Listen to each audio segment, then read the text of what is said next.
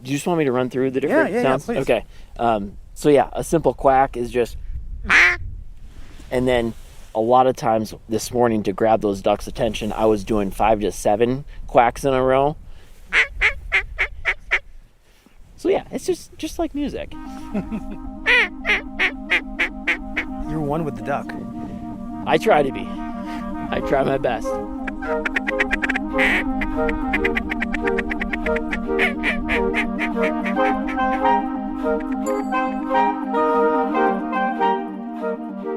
When most of us sit down today for Thanksgiving dinner, if we're being honest, we're not really thinking all that hard about where the food on the table actually came from. It came from the grocery store. And to the degree that we did think about where it came from, maybe we shopped the local free-range organic aisle. Still, it came from the supermarket. But for Stephen Rinella, the question of where his food comes from is almost a religion. Rinella is a lifelong hunter, perhaps the country's most famous hunter, who shares his passion for eating what he catches through a growing media empire that includes a Netflix show and a podcast, both called Meat Eater. If you're just by yourself and you kill a moose in September, how long can one guy live off that moose? If that's all you're eating, probably 3 months. Mm-hmm.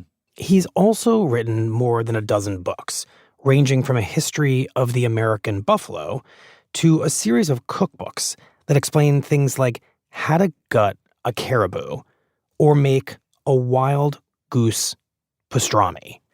But what really defines Rinella's work is an argument, and an argument that some might find kind of counterintuitive, that killing animals can be part of loving nature, that reverence for the natural world is intimately bound up in the act of hunting. And so I was curious, as somebody who relies exclusively on the grocery store, what would it be like to visit Rinella and go on a hunt with him and then eat what we kill?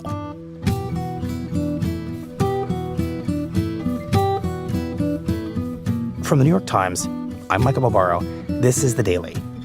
Today, my hunt with Stephen Rinella.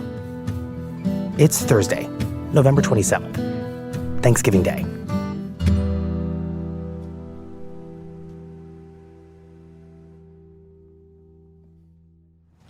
Steve, Michael Barbaro. Michael, nice to meet you. Tremendous honor. On this way? We meet Rinella at the Meat Eater headquarters in Bozeman, Montana. Yeah, I'll show you around a little bit. He gives us a little tour. We have a kitchen space. We see his test kitchen. Oh, that's a giant meat grinder. Wow. His industrial-sized meat freezer. This is like Giannis's elk bones. On the way Should we go to the studio? into his podcast studio, which I would describe the decor of as extremely carnivorous. This is a beaver. Behind you. Yeah, this is like what the whole country was built on. I mean, like that, the beaver skin trade. That's a muskox hide. It's huge. Yeah, it's a sound deadener. These are tan skunks. Mm-hmm. Okay, a thing I've always been I pay a lot of attention to the fur trade. This right now is the hot ticket item in the fur trade. Skunk. Yeah, you know why? No. The hats that Orthodox Jews wear for holidays. Yes. They're very extravagant. They're beautiful. The hip thing right now, the hip thing is to have them made from those white skunk hairs. I think of the Orthodox community as being kind of trend-proof, but... No, they're not. There's a trend. It's hot. Okay, so thank you for the tour. Mm. Thank you for having us. Of course, thank you. I appreciate you coming in, especially coming all this way to come to me. So you have had a really interesting journey, in my estimation, to become the person that you are now. You're kind of an evangelist for hunting, champion of hunting as a way. I'm like an explainer of. Yeah, okay. Yeah, explainer of. Champion of it Yeah. as a way of connecting with the land, showing reverence for the land, and as you've put it, understanding the connection between human beings and the natural world. Mm-hmm. You grew up in rural Michigan. That's right. Talk to me a little bit about some of these formative early hunting experiences Yeah, that you have. to do that right, I got to go back one little generational bit. My dad was born a long time ago. Like he fought in World War II. Okay. So my dad was raised by Italian immigrant grandparents. He was born in the south side of Chicago. He grew up in a world very, very removed from rural American life. But then when he got home from World War II, and this is a thing that he was one of those outdoorsmen that kind of was born of that experience. They had been out, for over a year. You'd been out camping, out hanging out with guys, wearing wool clothes. And they just got into it. Then when they came home, that's just what they did. There was even a comment editor of a sporting magazine had made is like, how could you train an entire generation of men to shoot and camp and not expect them to become hunters? So he became a hunter like out of that world. I never thought about that. Yeah, so I got it from him. Like I never thought, I should become a hunter and fisherman. It was just what we did. I had all the normal stuff. I had friends, I liked music. Alongside it all was like this like obsession, a family obsession with hunting and fishing. Do you remember an early experience of hunting that stays with you? Yeah, we would strike out on bikes with 22s and go hunt squirrels, but we had so much woods around, and we thought it was like public, but it was just that we just went on everybody's land. Why hunt a squirrel? Oh, they're great. There's not that much meat. No, there's a lot. There is? Yeah, there's a lot. And what do you do with it? Oh, it's like it's thinking man's chicken, man. It's like it's the same color. My mom there was a real wild game craze back then. It was like the whole era was like the cream of mushroom era. So my mom would take a crock pot and fill it full of parted out squirrels. So 2 front legs, 2 back legs, and we'd trim the saddle. You'd call it the saddle. It'd be like the loin pieces. You'd like take a scissor and run it up the ribs. And so you got like the French call it a saddle of a hare, right? And you'd put it in a crock pot, fill it with cream of mushroom soup, and then turn that crock pot on. And then the minute you could pick all the meat off, you'd pick all the meat off. Thinking man's chicken. If you enjoy food and you don't have a set, rigid idea of whatever you kind of like meat's supposed to be like this. If you just kind of like food and like novel things, most people that do that like squirrels. They're very good. I had no idea. Yeah. At this stage of your life, are you eating everything you hunt? Yeah, we ate a lot of stuff. We fried a lot of stuff. Yeah. You wouldn't have thrown, that would not be a thing. Like, not a thing. To hunt and not consume. I remember. Would it be a sin? Yeah, sin like, I was raised in a Christian household. We wouldn't have talked about waste in terms of sin, but I remember one time in the woods, I remember my old man finding someone had dumped a bunch of wood ducks that they hadn't cleaned properly in this.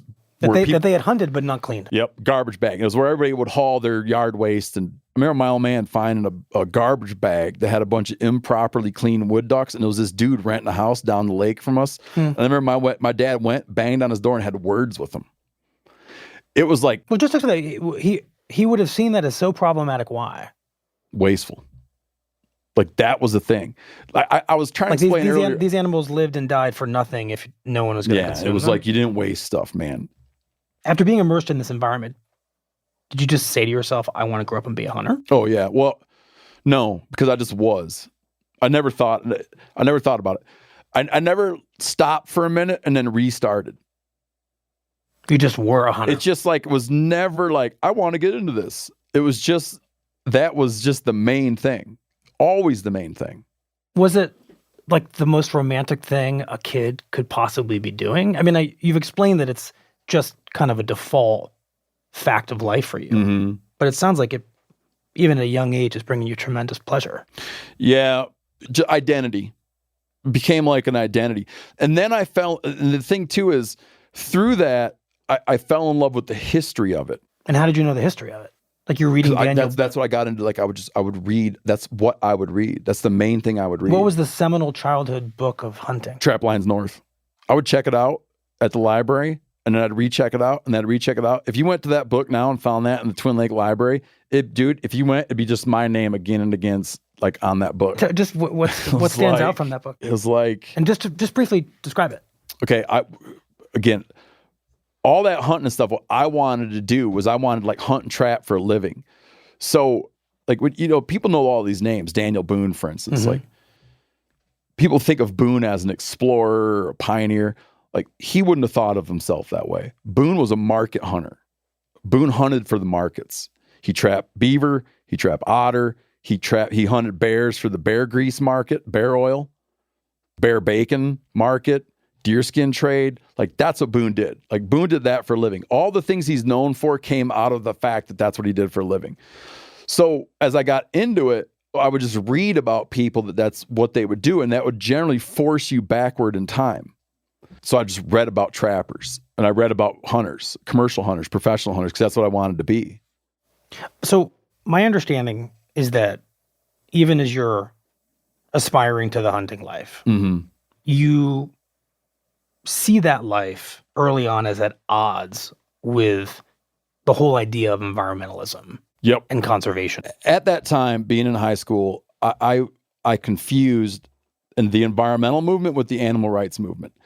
Which upset you because? Well, it upset me because the animal rights movement was at that time working very aggressively to ban hunting practices, and they were having success at it. You thought they were the enemy. Yeah, 100%. Because they were going to prevent you. They were going to destroy our lifestyle. From hunting. The environmentalists were going to destroy our lifestyle. As a 17-year-old, right? We started a group. Our group was hate. Hunters Against Teenage Environmentalists. And we even won the can drive. Hunters Against Teenage Environmentalists. I'll show you the shirt. I still have the shirt. I somehow, because you couldn't Google stuff, I guess, I somehow got it. My buddies and I got it, whatever. We got it that the environmental movement was the animal rights movement. We conflated them. But at the same time, remember, there's this big woods we always would hunt. They were going to go in and log this woods. And these guys came in and marked all the wildlife trees with an orange ring. I remember me and my brother Danny sitting there matching paint. Like, I'm not kidding you, matching paint to get that color and then putting it in a sprayer and going out and marking shitloads of extra trees. Why? Because we didn't want them to cut the trees down. But we're like, we're going to save the trees. But we hate environment. It's just like, we didn't know what we were talking about. We were just idiots. You obviously get to a place where you feel that hunting and environmentalism, hunting and conservationism are actually really wedded. Yeah. Tell me that story, how you go from a kid wearing the hate t-shirts to suddenly seeing that hunting is environmentalism, which is ultimately where you land. So what is it that happens? Probably the most impactful thing that happened, well, a handful of things. The buddies I grew up around, okay, guys that would have laughed at hate. We kind of didn't know what you could do for a living. So a lot of the people in my circle were like, I'm going to be a wildlife biologist because then you could be outside, or I'm going to be a game warden. So they start going into wildlife and fisheries management, and imagine like the awakening, and you all of a sudden start understanding ecology, right? And then like conservation history. Out of that, one of my peers that goes into wildlife management introduced me, for instance, to Aldo Leopold's The Sand County Almanac, which is which is the most influential conservation, environmental text. It's kind of a cornerstone of the movement. Why it's the most influential is because it was written for rednecks like what we were. It was written by a guy who knew what it was to chop a tree down, who knew what it was to raise a crop, who knew what it was to hunt deer, who knew what it was to kill something and then regret killing it. Like, he was talking to his people, and he was saying, there's a thing. It's ecology. We need to know about it. Like, it's our history. No one's going to save this but us. No one understands it and loves it like us. So it was like... So he assigns a special place to the hunter. Yes. This role of stewarding the land. Yeah. For many, many people, and this is an old book by this time, he introduces this idea of the hunter conservationist. And he introduces this idea that's like, the days of us being conquerors and destroyers had to end. Right? It had to end. Right, like Daniel Boone is known, and you've a written about conqueror this, destroyer. as somebody who may not have meant to, but ends up laying waste to entire He killed what he loved. species. He killed what he loved, and he would have told you the same thing. That's why he always had to go more and more west. He had to go more and more west to get out of the areas that him and his peers had decimated. And Leopold is saying, no. We'd always had in this country, like you have a preservation mindset, as exemplified by a guy named John Muir. Like John Muir would look at a beautiful landscape and he'd say, no one should touch this. You can look at it for a minute, but don't touch it. Humans are evil. Preserve it. Theodore Roosevelt, Aldo Leopold, presented a conservation viewpoint that would be that man is going to engage with the natural world. We are going to be part of the natural world. We have to be. Mm-hmm. Are we going to do this in a way that strengthens the integrity of these natural systems where we're going to interact? Or are we going to interact in a way that destroys these systems? Aldo Leopold was speaking to the people that are going to interact with the systems. He introduced people to the idea of ecology, that natural systems rely on all of their parts, right? He was like, it's time for us to treat this as a thing we love, or else we're going to lose it. And so reading that, you identify with it. 100%, man, because he like understood people that were out on the land. Like reading this book hit like I didn't even appreciate it till way later in life, like how much that hit, because I understood what he was talking about. And then I read many books of people that were very uneasy with hunting, like Barry Lopez, Arctic Dreams, had a huge impact on me. Barry Lopez is very uneasy with hunting. Why? Obvious, because you're taking life. You're taking life. He's like a Zen Buddhist. You're taking life. That brings me to what you become at this stage of your life. You're in college, right? Mm-hmm. After college, you get an MFA. Yeah. And you start writing. By then I knew I was going to be a writer. Right. So you're not just going to be a hunter. You're going to be a hunter who writes about hunting. Because I was going to be a trapper. But fur prices were so bad that it was untenable. But I had a knack for writing. Mm-hmm. I thought I was going to round out my income as a trapper by writing how-to instructional trapping articles. So it's a great plan. Yeah, I was going to write like, late season muskrat techniques through the ice, right? Well, I want to talk about. That's how I like began to write. But by the time I was finishing college, I wanted to be like a writer. Mm-hmm. Yeah. Well, I want to talk about your writing because you do a lot of really interesting writing that very much embodies this lifestyle you have. You write a book about recreating this famous epic 45-course meal from a famous French chef using ingredients that you have scavenged out in the world, including, of course, wild game. You write a book about buffalo, and then you write what I consider to be your manifesto, Meat Eater. And I think it's beautifully written. And you describe, for people like me who aren't of and from the hunting world and the hunting life, what is so visceral and romantic, and also at times complicated, difficult about hunting. Yeah. And there's a passage I want to read. Great. Let me read it to you. Let's hear it. Quote, "I was hungry in the wilderness, and here came a few tons worth of caribou 50 yards out and closing fast. In a moment like that, there's no time for emotional dawdling. It's time for unerring judgment. It is a time for speed, both mental and physical. It is a time for action and precision and discipline. It is a time to do what millions of years worth of evolution built us to do. And in the act of doing it, you experience the unconfused purity of being a human predator, stripped of everything that is non-essential. In that moment of impending violence and death, you are gifted a beautiful glimpse of life." I want you to explain this idea, because this is the part of the hunting life that I think those of us who don't hunt with any regularity probably struggle to understand. Yes. Can you just explain that? Yeah. Well, I have had the good fortune of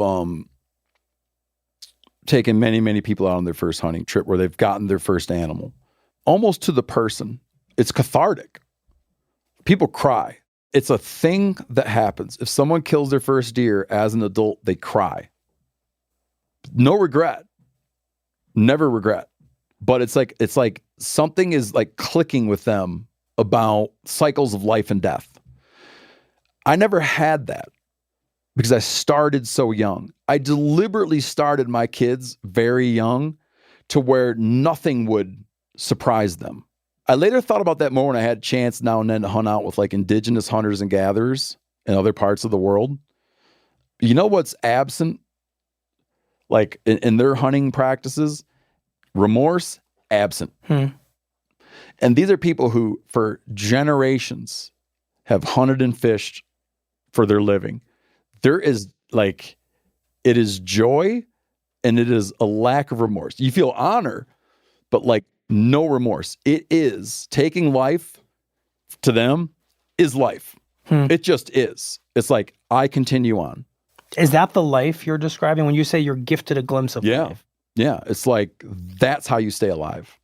Like that's the difference. And for like ancestral humans, for wildlife, there's like, death is you not killing. Death is you not killing. Yeah, because you starve. Right? Not me now, but I'm just talking about like, why do you not see signs of remorse or compassion in wildlife? Why do you not see signs of remorse or regret with indigenous hunter-gatherers? Because they've always seen with incredible clarity that taking of life, that killing, gives life to them and their families. That relates to something else you write in this book I consider to be your manifesto.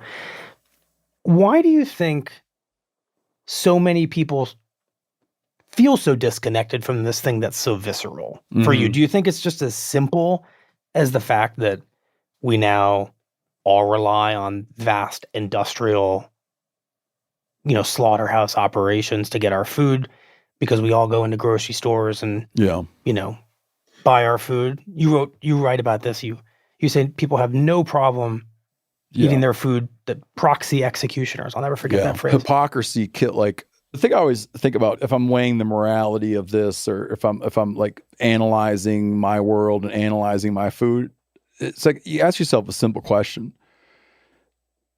As much as it's possible, put yourself in the shoes of an animal that will ultimately be consumed by a human.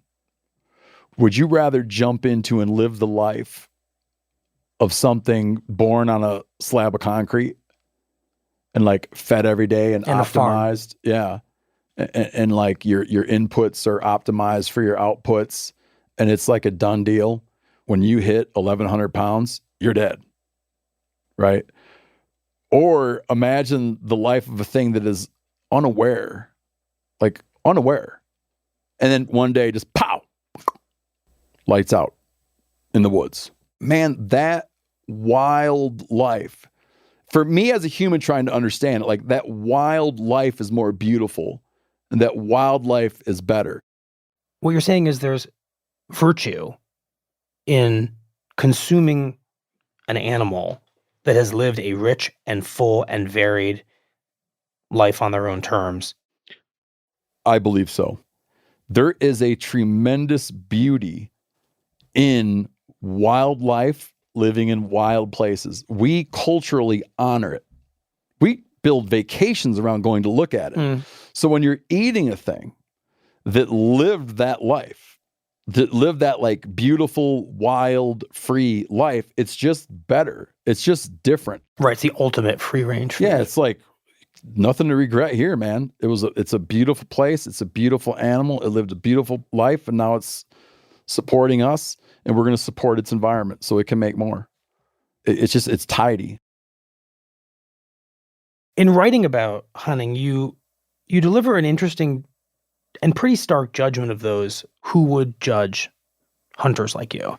You write, to abhor hunting is to hate something about yourself. You write, to abhor hunting is to hate the place of which you came, which is akin to hating yourself in some distant, abstract way. Yeah. So human history on our continent goes back somewhere around 20,000 years. Those people were all hunters. They hunted for a living. They were hunters. Here on this continent, that only ended a couple hundred years ago. That's what's always had to happen. That's how people in what is now North America survived. They hunted. If they didn't hunt, they died. They were hunters. No matter how you define, like if you brought someone from outer space and they could come down and sort of offer you like a little bit of an analysis of hunters, and they were to look at the scope of human history, and you're saying, hey, explain humans to me. The out of space person would look and be like, man, they're mostly hunters. Well, not lately. Right? That's like what we did. So how could it be that we've like shed all that? We haven't shed all that. So when I say that someone like abhors the practice, it's like, dude, look at yourself. Where are your eyes? They're centered on your head, so you have really good depth perception. Why do you have canine teeth? It's like, you're not that far away from this. But the abhorring, that's real, what you're identifying here. There's a cultural chasm, right? Yeah, 100%. Between the way you grew up and the way so many of us now see ourselves and how we see our relationship to food. And why is it the case that this thing that is so essential to you and that is at the heart of how you identify yourself has become so rare? I could answer that in 10 ways.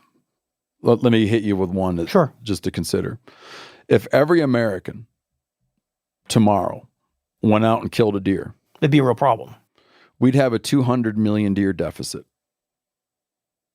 So it just became, besides human will, besides what we want to do, it became impossible. It became impossible. It had to be. Like, if you look at it like ecologically, it had to be. As the population exploded and as we destroyed all of our landscape, or much of our landscape, it had to be that we quit. That was the whole point of the agricultural revolutions. It allows people to live close together. There was a reason why in Native America, the land had a carrying capacity. Human populations in like historic North America were the size they were because that's how much you could fit there. That's how much you could extract from wildlife resources. And then we discover other ways. And so you can't anymore. You can't anymore. And even like, a thing I've always felt was everybody can't do it, but I wanted everyone to understand it. So like many people in this world, you simply want to be understood. Yeah, I want to be understood. And also you want people to recognize, this is the thing we haven't touched on yet.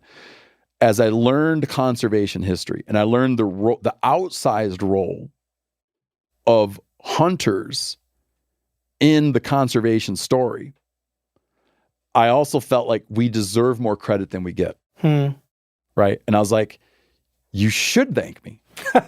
Now that I know what I know and you don't know, I know that you owe me a thanks. You owe me a debt of gratitude because by buying my hunting licenses and participating in things I participated in, like, we saved American wildlife.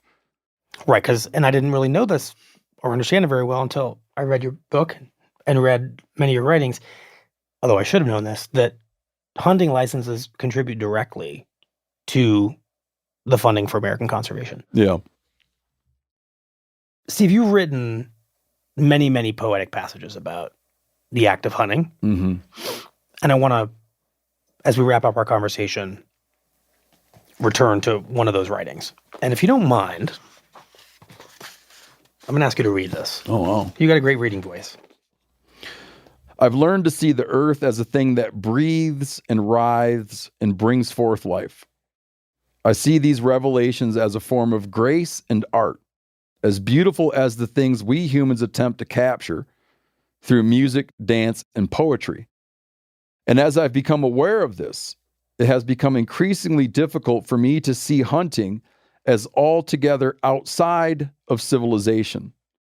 Maybe stalking the woods is as vital to the human condition as playing music or putting words to paper. Maybe hunting has as much of a claim on our civilized selves as anything else. It's really beautiful. Oh, thank you. It makes me want to go hunting with you. Oh, really? Yes. Well, I want to talk about this. Tomorrow morning, very early, you are taking me and my colleagues out hunting. And just to explain, because this episode is going to be running on Thanksgiving, we're not going to be hunting turkeys. No. You were very clear about that. You can hunt turkeys here in the fall, but we hunt them in the spring. Mm-hmm. It's just like almost like culturally in the spring during their breeding season, we hunt just the males, and you hunt the males when the males are out gobbling, and you can call them in, and just very selective. Just get the males. In the fall, guys will hunt. You can hunt them, but you risk killing the females. I don't like. I've weirdly, I've never killed a turkey in the fall. I've killed many turkeys in the spring. I don't hunt them in the fall. So what's also fun, I love this little fact. The pilgrims, they're probably eating fowl, waterfowl, migratory waterfowl. 100% deer, probably seafood, most certainly geese. If you look at all the journals and stuff, they were eating migratory waterfowl. So we're hunting duck? You will see ducks for sure, and you will eat ducks. I promise. We'll eat them together. All right, well, we'll see you at dawn. Till then, thank you. Thank you.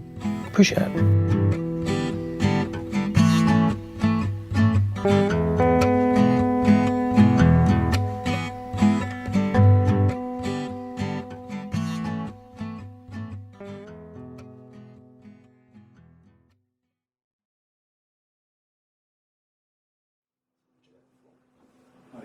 Wait, you guys got coffee already? In the room. Oh, the rim coffee. Yep, there he is. Oh man, is it nice out? Yes. Prepare for the worst. Embrace the 50-degree 5 a.m. weather. The next morning, Steve picks us up in his very large pickup truck Wow, you are the picture of promptness. to drive us out to the duck hunting spot. Unseasonably warm and windy. The only question is, will the ducks notice? They might get down to an area like this and the weather is suitable, and then they'll just hang. So doesn't it seem like duck hanging weather? Yeah, very duck hang weather. Why would you flee this weather? Yeah, you'd be like, dude, we should go back north. It's too hot.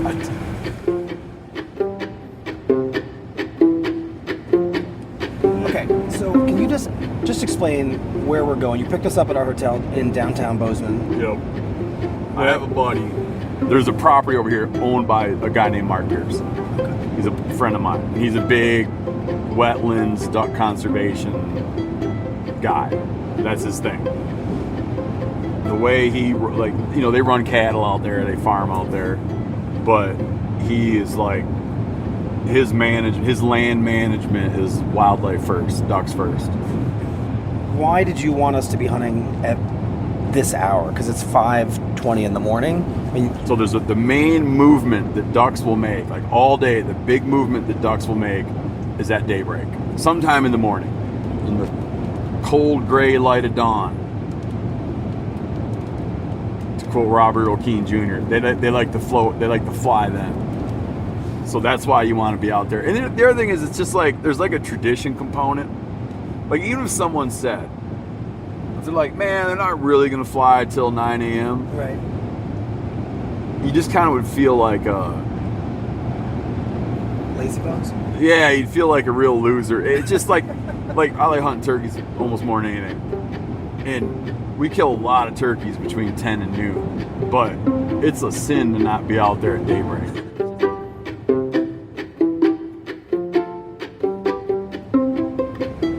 And I suppose this is old hat for you, but is this drive and the whole getting there process still filled with a lot of excitement for you every time you hunt? Oh yeah, no, it's always there's always an anticipation of what's going to happen, or there's always like an element of mystery. It's like asking a question. You know, one time I was writing something about fishing. I was saying, like, every cast is like you're asking a question. You know, you're waiting for the answer. So, All right, so we're now off the main road. yep, and we're kind of out in an agricultural area, and this is ground out here that won't get developed ever. So we're just pulling out into Yep. the tall grass here. Yeah, and there's crop fields all around us, but we're kind of down in the channels of water. At this point, we're about 25 minutes outside of Bozeman, and it's so dark, we could honestly be anywhere. It's quite beautiful just to see this all in the car lights. Yeah, and it's fun when you go somewhere new where you don't know where you're at in the dark, and as it gets light out, you get to be like, oh. I'm completely disoriented. Yeah. We pull into what looks like a grassy meadow. and we all get out. And then we meet Max Barda. Steve, how's it going? Good. This is Max. Did you meet everybody? Max works with Steve on his TV show as a videographer. But he's here this morning because he's a very good duck hunter who brought all this gear with him, along with a very important member of our hunting party, his dog, Ruby. Yeah, this is Ruby. Hey, you're fine. And then suddenly it's very busy. Max and Steve are unloading a ton of stuff from their trucks. Are you gonna wear waders, Steve? If you want to get real serious, I'll give you a big headlamp. I mean, wow. Look at this thing. It's like a brass lamp affixed to a hunting cap. It's called a raccoon light. And of course, they're gathering their guns and their ammo. This is your rifle. Well, it's shotgun. Can't hunt ducks with a rifle. Now, just to be clear, I am here observing. I'm not going to be shooting a gun today. And then even like all this stuff is regulated. So this is called a 12 gauge shotgun. When hunting migratory waterfowl, you have to put a thing in here called a plug that prevents you from putting more than 2 shells in the magazine. So this is a pile of plastic decoy ducks. Yeah. There are a shocking number of duck decoys and goose decoys. Use them to fool real ducks, which is kind of crazy to me. I always make the joke whenever like the ducks don't come in. I always say, well, yeah, we got a pile of plastic out there and 4 human beings trying to hide themselves, you know? Like, no wonder they're not coming in. You're like, that don't look good. Nope. And pretty soon, we're all walking out into the grassy darkness. Do you want one of us to carry this? Yeah. pile of decoys? Yeah. Yeah, please. You can just grab them by the handles. Yep, we got one. Like that. Morning weightlifting? Yeah. Okay, so we're setting up for the water.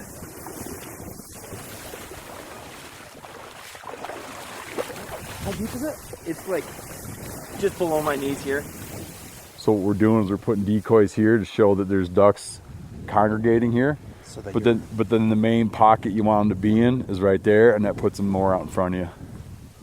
So basically, right here in this vacuum is where you hope the duck is going to come land. Yeah, like kind of the good landing areas, right? Where you just toss that rock. Yeah, right toss that rock. I got it. So It's kind of cool to now see them spread about. It suddenly looks like there's a lot of ducks in this pond, even though they're fake. Yeah. See, can you just describe this the structure that we're going to be going into? Yep. This is a very nice hunting blind. It's like a very elaborately camouflaged shoebox. Yeah, it's got a bench to sit in. It's got a little gun rack, and then it's pictured just like a shoebox big enough to hold 7 people, or ideally 5 people, packed very tightly. We're challenging the space. But it's big. Mainly, it provides a structure that you can affix all this vegetation to. Yeah, and it is like thoroughly layered with Just hay, meant to- brush, It's meant to branches, blend in, leaves. yeah. I mean, if Ducks you didn't can know see- it was here, it wouldn't be here. Ducks can see color. They can be very hard to trick. And so this just allows you to stay concealed. That's a dog box. Yeah, and that's going to make you entirely camouflage. You want to give me one? That's for his dog. That can't... That's so your dog is camouflage. Yeah. She loves it. Like, it's crazy. If I don't bring her, she is so teed off at me, just like... So we pile into this duck blind. You So- mind if I go in? No. I'll be down on this end. I'm left hand. Steve plants himself at the far end of the blind, and Max is at the other end. So you're What's that? so that's loaded now? Yeah, this is the safe. Do we have everybody within earshot? Because you're not shooting, there's not a lot to know about, but I really can't think of any way you'd get shot. Don't Don't get shot. stand up unexpectedly. You don't have shotguns, so you can't really do any damage. Yeah, never mind. I can't picture a world in which you'd get hurt. Don't jump out of the blind, but you can't because Max is on the end. There's nothing to do.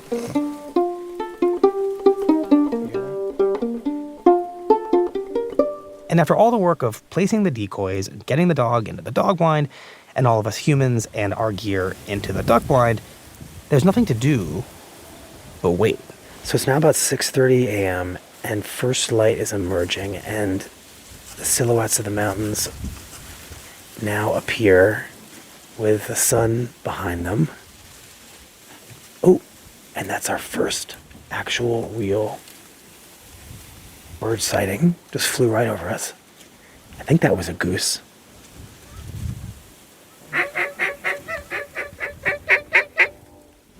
Wait, what was that? Oh, that was me blowing my call. Duck, that's your duck call. Max has with him a variety of duck calls, these little wind instruments that are hanging around his neck. Do you see that duck swimming there? Yeah. That's a Drake mallard. He blows them occasionally to attract the birds. He's the one that's making this noise right now. And he's really, really good at it. Hey, Max, what was legal light? 42. Oh, we got 2 minutes. Now that we're settled, Steve and Max become very conscious of the time. You can legally hunt ducks 30 minutes before legal sunrise. There's a duck. That's great. And Max lets Steve know, officially, You're good to go. Yep. that they're good to go. Here comes some ducks right here. And Steve shoots a bird What's that? right out of the sky. It all happens so fast. You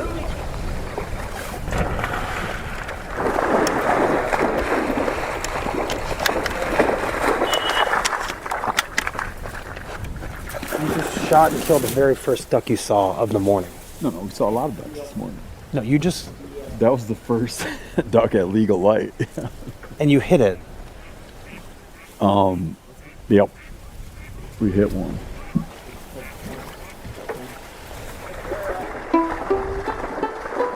The dog returns to the blind with the duck in its mouth. That's the most efficient thing I've ever seen.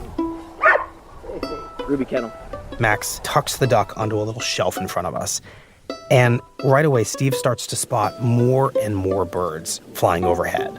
Look at all those ducks. Look at this. And the rest of the morning proceeds just like that. There are these very long periods of silence, some hits, and some misses. No, you know those people that make those rugs and they put an imperfection in there so that it's not insulting to God, you know? Like Max has this little thing where he'll do a miss now and then. What's that? You making fun of me because I missed? No, he's calling you godlike. Oh. And we're just kind of hanging out together. Well, no. He doesn't want to seem pompous to God in the eyes of God, so he misses nothing. Inside this incredibly tiny duck blind, in the middle of this gorgeous grassy wetland. As they better understand bird vision, there's this idea that iridescence is like glowing neon. That this, in their vision, is like, you know, like they're very tuned into that iridescence. And I start to feel this camaraderie. We're all now in league together. And then every so often, Max and Steve become extremely focused once again on the sky. Everyone gets serious. Right side, right side, right side. And then another duck is down. Good girl. Max returns to the blind with the bird, and he holds it out to me. Yeah. Michael, you can grab it. He's very pretty. Yeah, you can just grab him like this. Grab him. He's a little wet, but... Wow, I've never held a duck in my hands before, living or dead. Wow. He's got so many different colors on him, too. It's still warm. Yeah. I'm holding this still warm duck with his beautiful feathers. Dark green, dark blue. It's kind of white fringed at the edges. Steve, I'm feeling the things now. What are you feeling? I'm feeling all the things. Oh, really? I mean, You feel something. this creature in my hands that was alive 10 seconds ago and is now still warm, and I'm feeling all the feelings that you write about. It's like, it's beautiful, it's sad, it's... Do you feel like regret? Do I feel regret? Like, are you like, man, we shouldn't have done that? No, that's not the first. We got ducks swarming us. That's not the feeling I have. I just feel connected to this thing. That's what I feel. I feel connected to it in a way that's kind of hard to explain. Like my daughter, she'll want to lay them a certain way. She kind of smooths them out. Wow.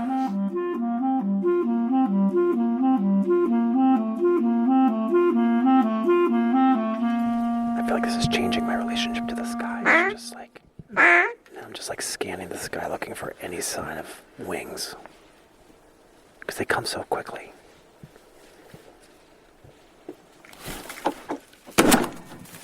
By 9 a.m., there is a row of 8 birds lined up inside this duck blind. Can I stand up, Steve? Yeah, we're done. And Steve calls it. We're done. So that's it. Yep. We're done. 8 ducks. 2 hours. Is that what it was? Yeah. After the break, our hunting expedition concludes in Steve's kitchen.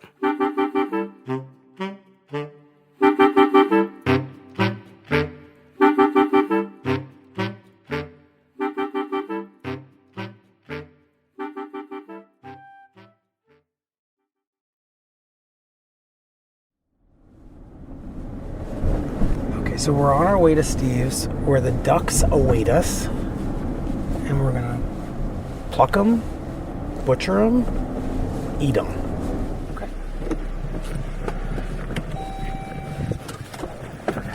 We're here. There's no question this is Steve's house because there's a beautiful set of antlers hanging over the garage. I think it's actually a full skull. It's a huge, full skull with antlers, just like the Meat Eater logo. And a lot more antlers as we approach the front door. Oh, the door's open. Literally, open door. Which is very welcoming. Hi there. Not up there anymore. The whole family's here. The whole family's here. So we arrive at Steve's house. Okay, I'm Michael. Hi, Michael. I'm Katie. And we meet his wife, his 3 kids, plus their friends. Say hi. Hey, Rosie, go introduce yourself. Hi, everybody. We'll go this way to start. Okay. Do you want latex gloves? You good? I think I'm okay just doing it with my bare hands. Okay, bare hand. So we're in your... In the garage. We could do it inside, but we'll do it out here. That makes sense to do it on the garage. So when you butcher outside here in the garage. Usually inside. Sometimes. Well, stuff with feathers out here. So here are 4 ducks. Yep. You want to see how to do it? Yeah, I would like you to show me. Okay, so So you're just grabbing all the feathers on the chest and just pretty gently ripping them off. See, those could be teeth marks from the dog or pellet. Why does it feel like my plucking is so insufficient? Oh, it's a learned thing. It's like blowing on a call. Like the first time sucks, and you get better and better at it. All right, I think I'm ready to face your judgment. You're not close yet. Like, Keep going, bud. yeah, in the end, you'll get it where you just kind of go like this. You don't need to do the back. Okay. Unless you want a whole roaster to bring home. Can you take duck interstate? Yeah. Well, you got to decide. Like, well, I would give you this one because this one's perfect. So we would pluck this, leave a fully feathered wing, and you can walk right down the plane with it. You don't even need to check it. They might detect an organic mass, as they call it in TSA land, but you're not. There's no problem. You would just be like, no, I have frozen food, and you're fine. If you'd like this to bring home, because that's a perfect specimen. Look at that thing. It's beautiful. Looks like something out of Christmas Carol, don't it? Yes, it does. Yeah. With just a couple of pellet marks. Mm-hmm. Okay, I think I'm getting the knack of my thumb movement. No, you're looking good now. So that's what you're after. And we can even clean that up more with a blowtorch, but so that's Sorry, with a blowtorch? So just take this, very from a distance, burn those little hairs off. Mm-hmm. Is this the right distance? Just enough where you watch them just get zapped. All right, let me go get the top. Is this... Yep, just real light. Don't cook it. Yeah, you're doing good. Then when we wash them, they'll look real good.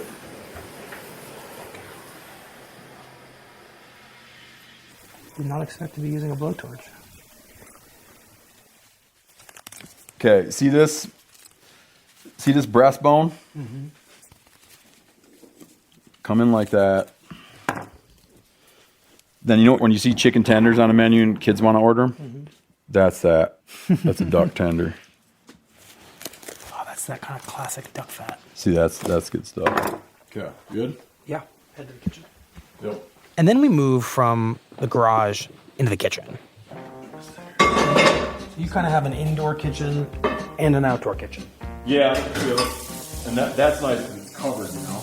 In the winter, it's long. Where Steve has been preparing this wild game feast using every imaginable cooking method. He is using a smoker. Ooh, dude, that's overdone. Ah, damn it. Apparently we've overcooked the turkey.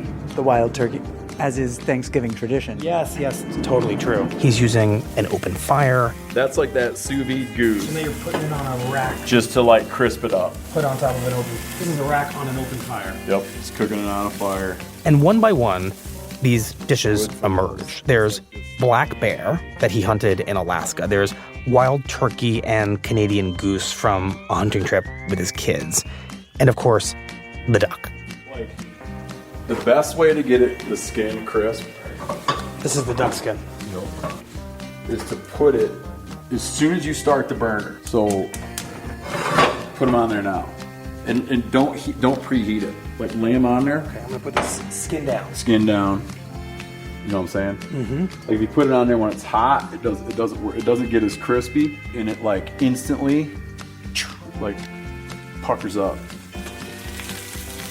And we want to do it. From there. In the oven.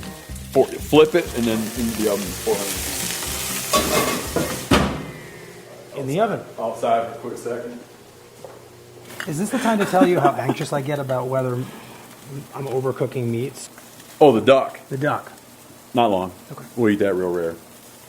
The black bear that I took out that has the bone sticking out of the end, and I've had trichinosis from black bear. That's good to know. You have to cook. The same way like in the old days, you had to cook pork really well. Yeah.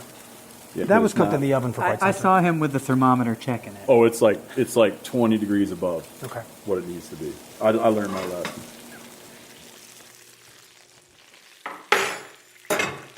So now the duck is out of the oven. Pretty remarkable that thing was flying above our heads That's all. 4 or 5 hours ago. And then we sit down at Steve's dining room table. And all of this meat that Steve has been cooking is laid out in front of us. This is a remarkable bounty you've prepared for us. This table is filled with meat. It's light on veggies, but what we have, I would say it's very light on what we have veggies. here, try one of these. These are good. So we grow carrots and then pickle them. All right, where should we start? I ruined the turkey. So we'll start with the worst. We'll start with the ruined turkey. That's terrible. It's delicious. Neutral? Mm-hmm. Very dry. I think my mother's done worse than this. So this is the bear. This is black bear. I can definitely say I've never eaten bear before. Yeah. Tastes like You'd never know it was bear meat. tastes though. like lamb or beef. Yeah. It's lamb-like. Mm-hmm. What's just funny about it, you never flag it as unusual. Now, Is the sous vide and grilled. that's Canada goose. That's good. And you can dress it up all kinds of ways. It's really tender. Yeah. I'm very excited to try the duck. It got cold. Got cold. It took a long time. Nothing wrong with cold duck. Looks great. It's fatty, juicy, Cold. Just to take it back to our original conversation, it's extremely gratifying to consume food that you yourself have participated in hunting, defeathering, butchering, cooking. It's like 100% start to finish your food. You're the only person who ever touched it. You ever think about that? No one's ever touched that. Except us. Yeah. First person. Only person. Yeah, it's like I feel a certain level of possessiveness over this food that I don't think I've ever felt before. It's not anonymous. Yeah, then you get into freezer hoarding and stuff like that. Or where you get really weird or weird to your family about it and everything. There's a thing that happens. Just talk to my wife about it sometime. Steve, I just wanted to thank you for the time you spent with us, for the lessons you've taught us, and express my gratitude. Happy Thanksgiving. Oh, happy Thanksgiving to you. Appreciate it. It was a real special day for us. Thank you very much. A really profound experience. Next time you see a goose flying by, you'd be like, now that Is what that tastes when like. you see a goose in a golf course, you're like, now that bird is a worthwhile bird.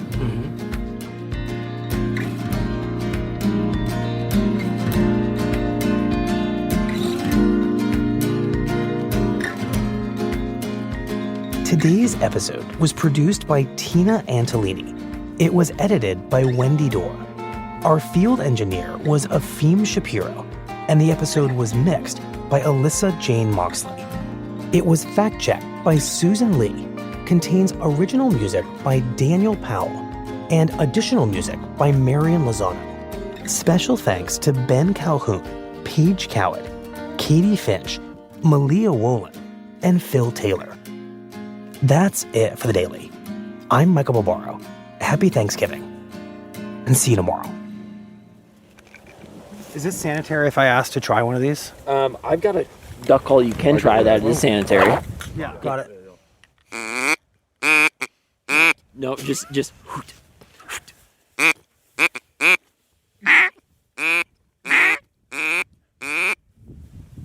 Better? I want one good call. Just